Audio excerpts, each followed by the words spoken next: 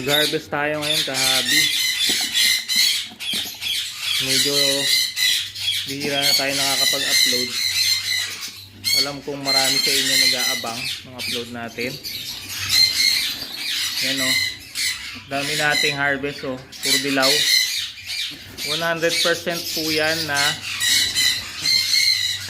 clutch. 4/4. Yan. Deepmin Pro saka EG 1000 kahabi. Yan o. Galing bumuhay ng inakay, no? Galing din magpapertil. Kukunin ko lang, lilipat ko sa lalagyan. Ito yung harvest natin dito, mga kahabi. Ayan, 4 na piraso. Yun yung parent. Kuha pa tayo sa ibang pugad. Dito sa kabilang pugad, tingnan natin. Ayun, meron 3. Kunin na rin natin. Puro dilaw. Ito medyo bakbak yung likod. Pero mabilis naman tutubo yan. Ayan. Ibig sabihin yung parent niya, kinakalbo sila. Ayan, yung na-harvest natin. 3 quality rin na mga Lutino Opaline. Papatubuin lang natin yung likod niyan. Ang paraan lang naman yan, wiwisik-wisikan mo lang ng tubig. Para tumubo agad. Dito sa loob, yung anak ng split ng yellow face, split yellow face, split dan, split dilute. Ayan, pwede na natin harvest to. Saka isang Lutino Opaline. Ayan, isang Far Blue split YF yan. Dalawa pala yung Far Blue, yung isa, saka isang blue. Kukunin ko muna. Ito yung harvest natin dito. 4 na piraso, yung isa poster lang yan.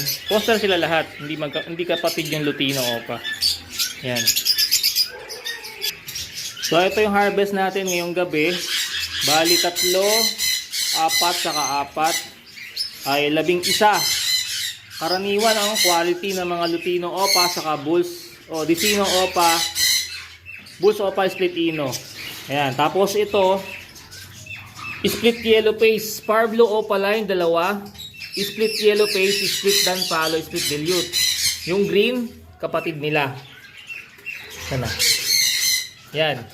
Green Opa, split YF, split dan, split dilute.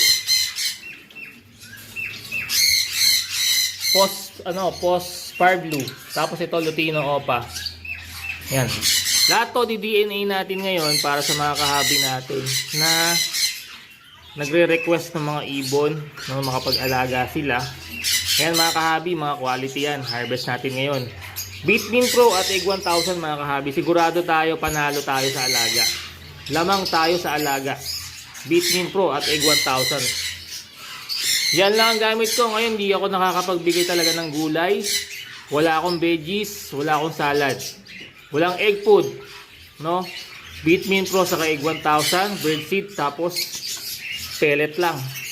Ayan, ang ganda pa rin ng harvest natin.